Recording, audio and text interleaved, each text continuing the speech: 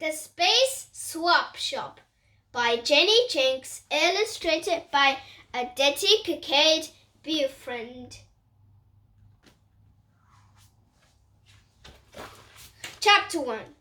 What's that? Cried Zork as a piece of scrap metal whizzed straight towards his rocket. He swerved left and dodged it, but only just in time. More space junk whizzed past him as he headed for home. There was so much old rubbish floating around in space, it was getting hard to go anywhere. That was a close one, Zork said as he finally landed safely back on planet Pig. Wow, space is a mess.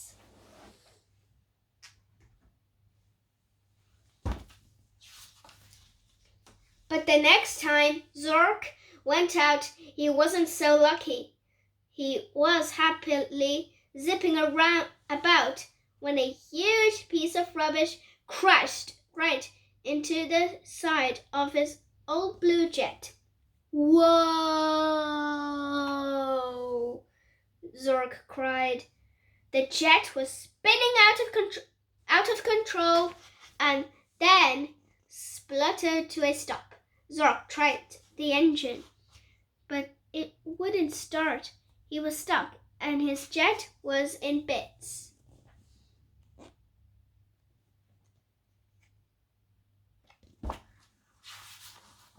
Chapter 2.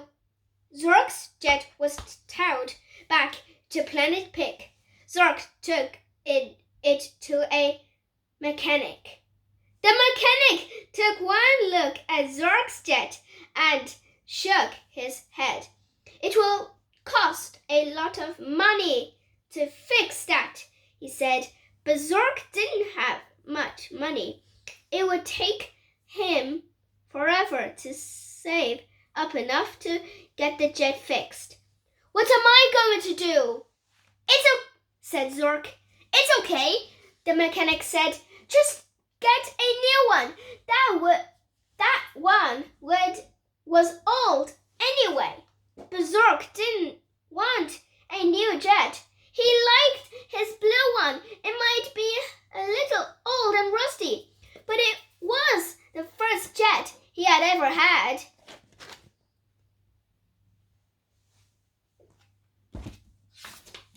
He started up at all the rubbish already swirling around up above him. If he scrapped his jet, it would just end up out there adding to the problem. He didn't want that. Besides, he couldn't bear to think of his jet floating around in space with all the other unwanted junk. That's when Zork had a brilliant idea.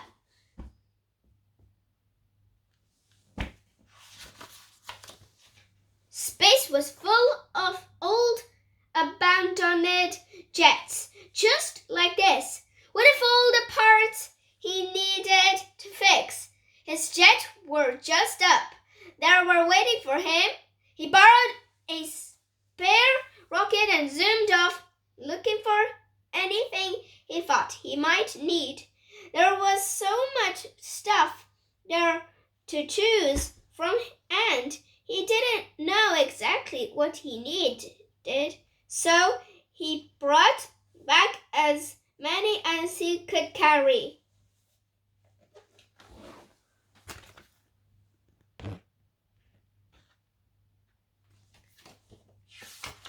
Chapter 3. Zork got straight to work on fixing his jet. He sorted through the pile of junk. He had found some amazing things, and some of it even looked brand new. He couldn't understand why people had got rid of it. He found buttons and mirrors, lights and switches. He even got a brand new shiny bell to put on the front.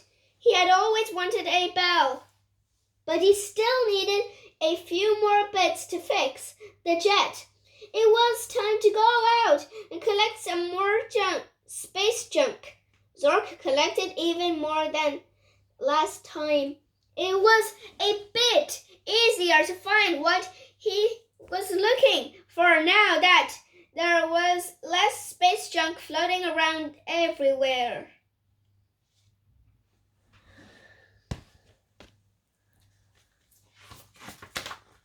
He hammered and he banged, he glued and he welded. Before long, his jet was looking just as good as before. Actually, Zork thought it looked even better, but when he pressed the button on his jet, the engine still wouldn't start. Chapter 4. Zork was making such a racket that his friend Bark came to see what he was doing.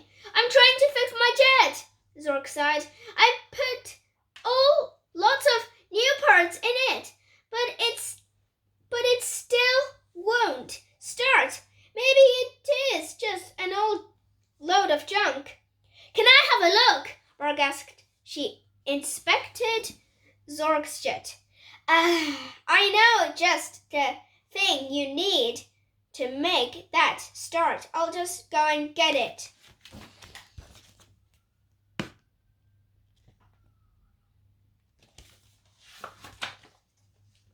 Bark rushed home, then came back with a tiny metal part. She popped it into the engine. Give that a try! Zork pressed the button. Straight away that the engine roared into life. Thanks, Zork. He was thrilled. How much do you want for it? Oh, you can have it. I was only going to throw it away.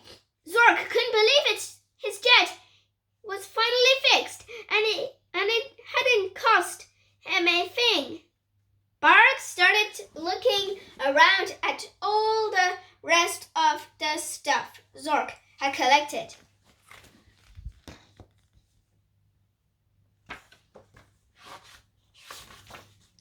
You got some really interesting stuff. Here, said Bark. She picked something up off the pile. Hey, I've been looking for one of these for ages. They're rare. Can I build it off you? Zork looked at it and shrugged. He didn't even know what it was. It wasn't any use to him now. He had his jet working again.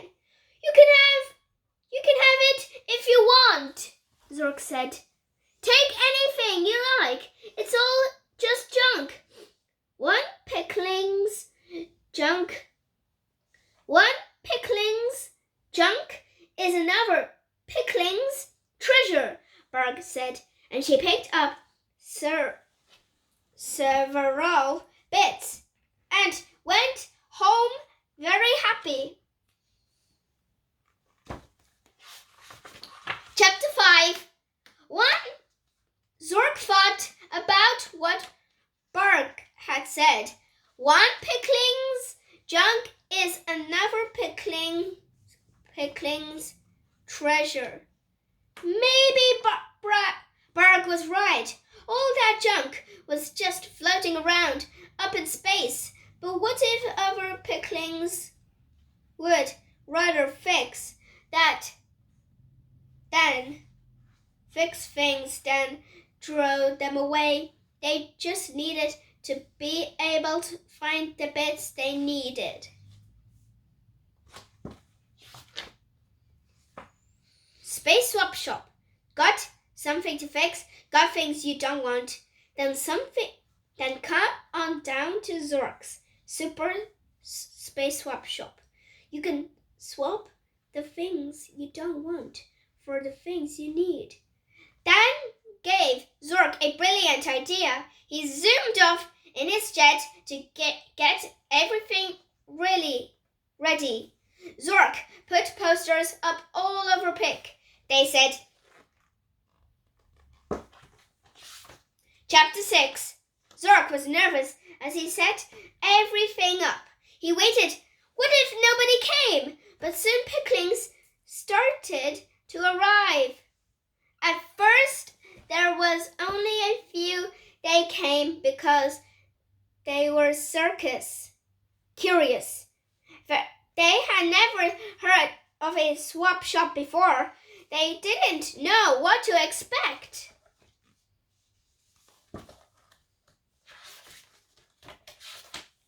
So, I came to bring my unwanted things here instead of dumping them in space, of Pinkling asking, "And I can just take whatever I want," Another said. "That's right," said Zork. Nobody could believe it. It was so simple. Why hadn't they thought of it before?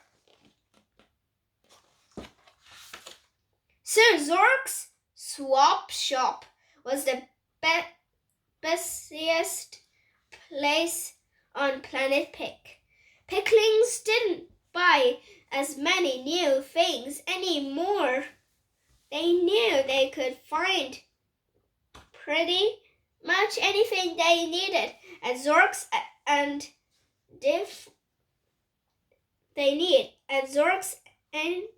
if anyone had any rubbish, they didn't dump it in space anymore. They took it to Zork's swap shop so that someone else could use it.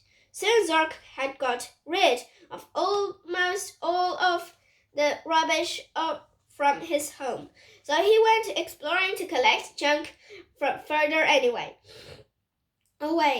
Zork loved exploring space, and space had never looked so tidy. The end.